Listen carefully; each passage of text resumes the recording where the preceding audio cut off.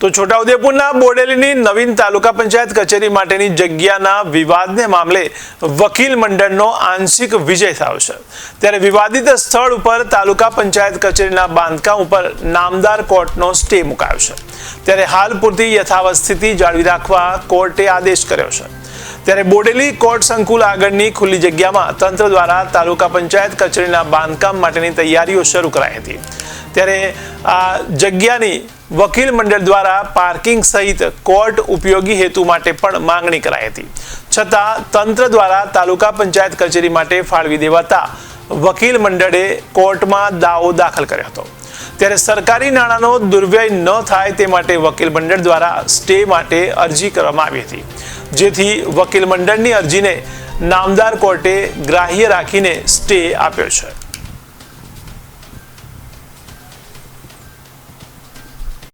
બોડેલી કોર્ટના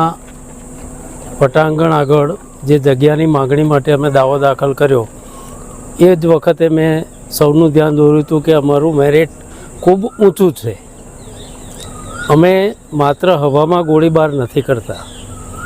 અને એ જ વસ્તુ અમે નામદાર કોર્ટમાં રજૂ કરી। નામદાર કોર્ટે તમામ રેકોર્ડ જોતા નામદાર કોર્ટને અમે કન્વિન્સ કરી શક્યા છે કે આમાં જે કંઈ પ્રક્રિયા સરકારી અધિકારીઓ દ્વારા અને પદાધિકારીઓ દ્વારા કરવામાં આવી રહી છે એ ખોટી રીતે કરવામાં આવી છે। એ વસ્તુ કોર્ટના રેકોર્ડ ઉપર આવતા નામદાર કોર્ટે આ જગ્યા ઉપર યથાવત સ્થિતિ જાળવી રાખવાનો હુકમ કર્યો છે અને અમે અમારો કેસ સબળતાપૂર્વક મૂકી શક્યા છે। અરવિંદભાઈ રોહિત, એડવોકેટ, છોટાઉદેપુર। આજરોજ નામદાર છોટાઉદેપુરના સિનિયર ડિવિઝન સાહેબની કોર્ટમાં બોડેલી તાલુકા પંચાયતની નવીન કોર્ટ જે બોડેલી કોર્ટની સામે બની રહી છે બાજુમાં આગળના ભાગે એનો અમે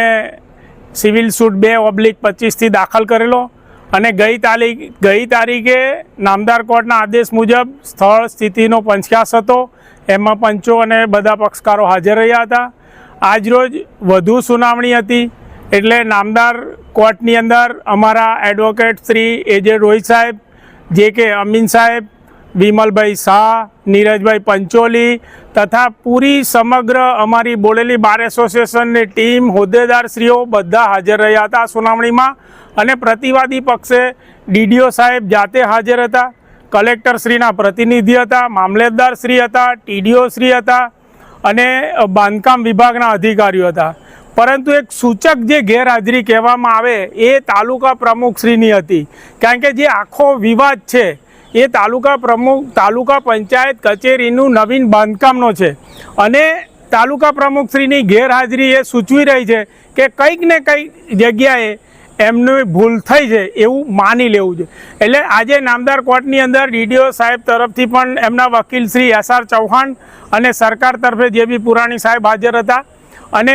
અમે દલીલો અમારા સિનિયર એડવોકેટશ્રીઓ એ કરી અને છેલ્લે પછી નામદાર કોર્ટે વચગાળાનો હુકમ કરતા નામદાર કોર્ટે જણાવ્યું અને અમારા જે એડવોકેટશ્રીઓની જે દલીલ હતી એની અંદર સ્પષ્ટ હતું કે ગઈકાલે જ્યારે પંચખ્યાસ થયો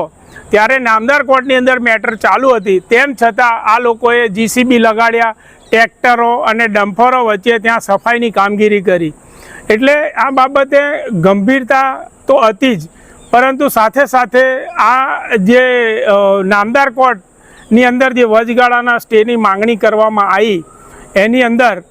નામદાર કોર્ટે આજે જે સ્થિતિ ત્યાં સ્થળ ઉપર છે એ સ્થિતિ રહેવા દેવા માટે એટલે કે યથાવત પરિસ્થિતિ જાળવી રાખવી તેવો નામદાર કોર્ટે ઓર્ડર કર્યો છે અને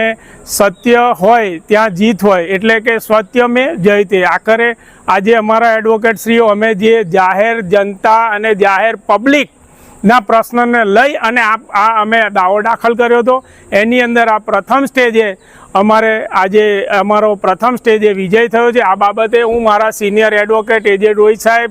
અમારા જે કે અમીન સાહેબ, વિમલભાઈ શાહ, નીરજભાઈ પંચોલી સાહેબ અને બીજા જે અહીં આવ્યા નથી તેમની અમારી પાસે શુભકામનાઓ છે અને જે તમામ મિત્રો હાજર છે, અમારા એડવોકેટ લેડી એડવોકેટ પણ અહીંયા હાજર છે, એવા તમામ અને ખાસ કરી